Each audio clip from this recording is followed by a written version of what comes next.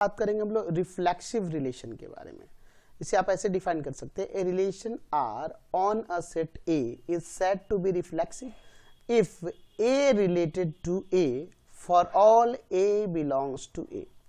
यानी कि relation are में ए और ए के ऑर्डर्ड पेयर जो होंगे जितने भी, वो सभी के सभी आर में मिलने चाहिए।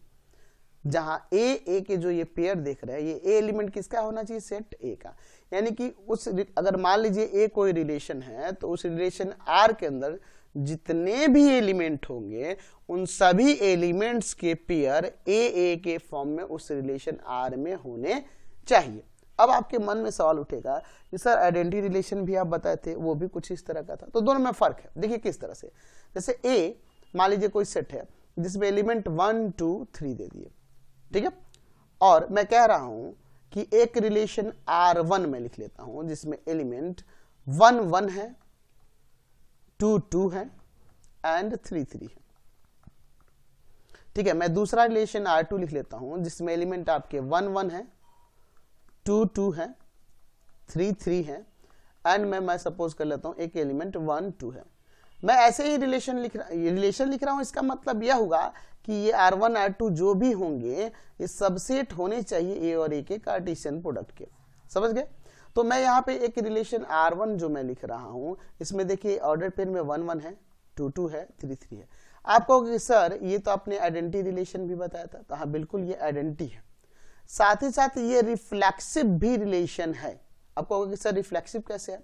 तो मैंने पहले ही ऊपर डिफाइन कर रखा है कि रिफ्लेक्सिव होने के लिए उस सेट के अंदर जितने भी एलिमेंट हो वे सभी ए के फॉर्म में होने चाहिए।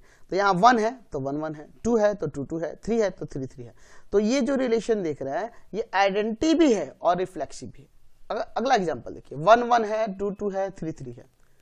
ठीक है, तो आप इस डेफिनेशन के हिसाब से इस रिलेशन आर में ए वाले सभी पेयर होने चाहिए। अच्छा, कुछ एक्स्ट्रा भी होगा तो कोई दिक्कत नहीं, बस यही ध्यान देना है कि जो एक्स्ट्रा एलिमेंट जो आ रहा है वो उनके कार्टेशियन प्रोडक्ट के अंदर से बिलोंग करे, तो ये रिफ्लेक्सिव है। अगर कहेंगे आइडेंटिटी है तो ये आइडेंटिटी नहीं है। तो समझ में आया दोनों फर्क? रिफ्लेक्सिव रिलेशन आइडेंटिटी रिलेशन में फर्क यही है कि रिफ्लेक्सिव रिलेशन के अंदर ये ए वाले पेयर्स तो होंगे ही, कुछ एक्स्ट्रा भी हो जाए तो कोई दिक्कत नहीं है। लेकिन आइडेंटिटी में केवल क्योंकि उसको हमने सेट के फॉर्म में लिखा था, यहां देखिए इसे हमने सेट के फॉर्म में नहीं दिखाया, बस हमने ये दिखाया कि ए वाले सभी के सभी पेयर उस रिलेशन आर में बिलोंग करने चाहिए। समझ रहे ना? और जो कि आइडेंटिटी में क्या था, इसको हमने आइडेंटिटी में ऐसे लिखा था कि रिलेशन आर जो होगा उसमें सभी ए वाले पेयर होने चाहिए, जहां set A for all A belongs to set A. तो दोनों में ये फर्क है, ये ध्यान रखना।